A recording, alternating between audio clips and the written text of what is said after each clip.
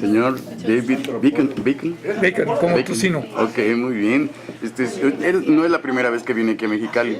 No, actualmente yo trabajé con la Unión de Campesinos del otro lado en los 70s y entonces mis primeros años aquí en Mexicali yo visité a obreras y obreros que estaban trabajando en el otro lado, en sus hogares aquí en Mexicali, y yo conocí a la ciudad por visitar a la gente y hablar del sindicalismo del otro lado. Oye, pero está hablando de los 70, entonces hablaba de César Chávez.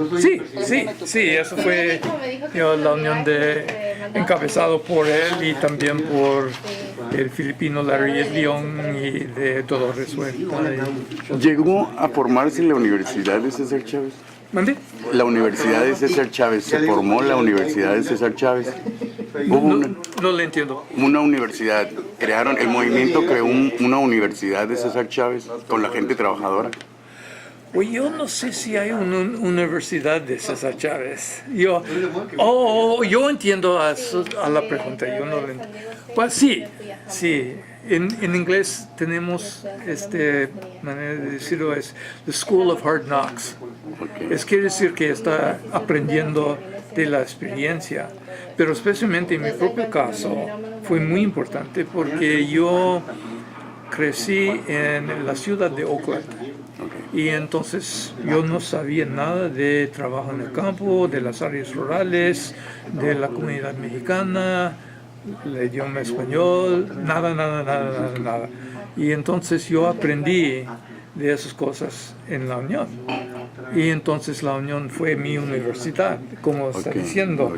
Y yo tengo una deuda muy grande a la gente de ese sindicato, los obreros y obreros de campo, porque me enseñaba mucho sobre la vida, ¿no? Yo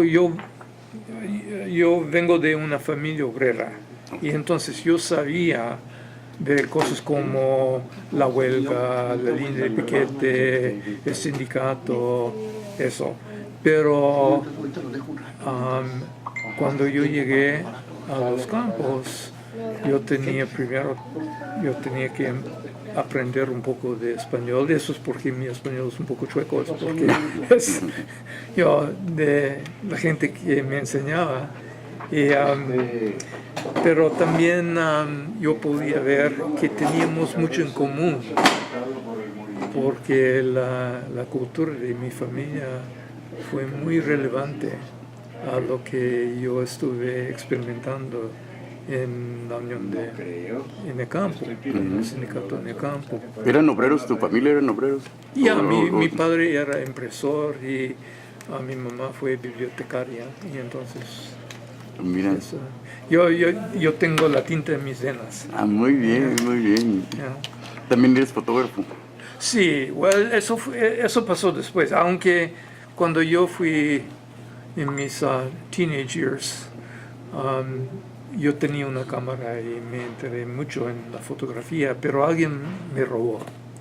Entonces, por muchos años después, yo estuve muy afuera de esas cuestiones de escribir y yo fui trabajador en fábrica en el Valle de Silicon y cocinero, y luego yo fui despedido de mi trabajo en la fábrica en el Valle de Silicon, en la lista negra.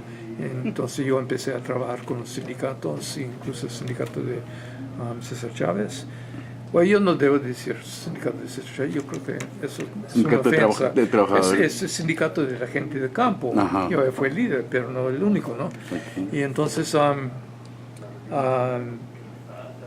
entonces yo traje muchos años, unos 25 años, en los Estados Unidos le llamamos organizador sindical.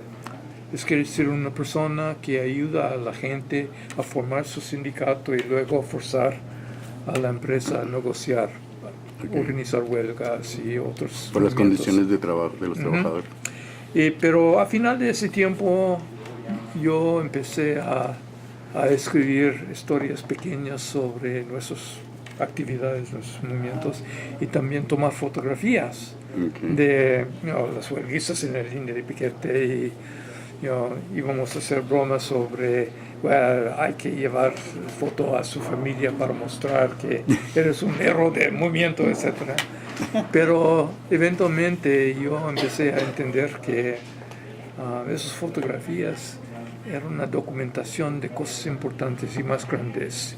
Los cambios demográficos en la fuerza laboral, por ejemplo, la entrada de muchos migrantes de México, de Centroamérica en la fuerza laboral, y el cambio en los sindicatos debido a eso. Y una cosa que yo aprendí en la Unión de Campesinos y luego en otros sindicatos era el costumbre de plantón, por ejemplo. Bueno, en los Estados Unidos tal vez teníamos esta costumbre en los años 30, 40, pero por las 60s y las 70s esto fue una tradición olvidada y muerto.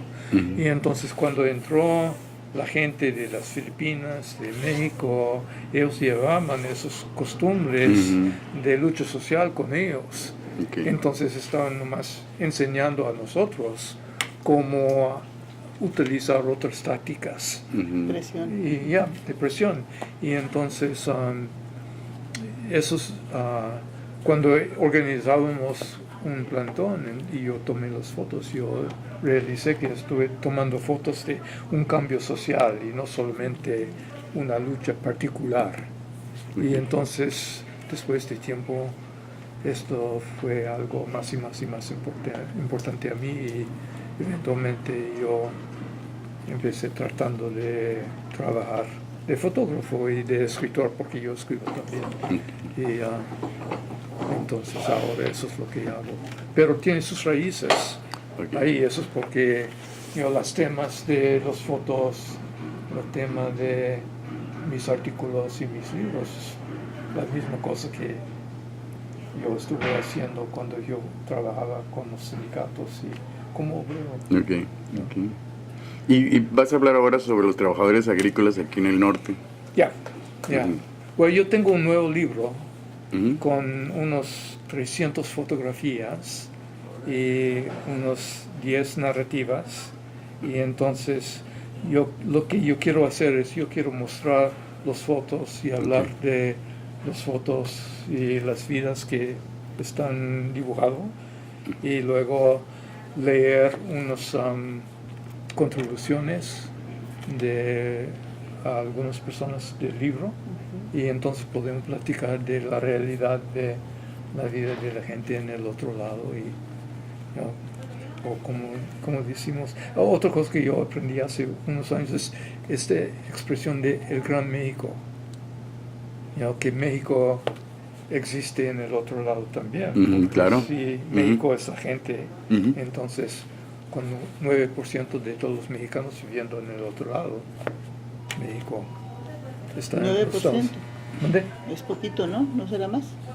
Bueno, eso es lo que tengo entendido, pero yo puedo ser equivocado. Pero el 9% es una gran cantidad de personas, ¿no? Estamos hablando de ¿cuántos? 12 millones de personas.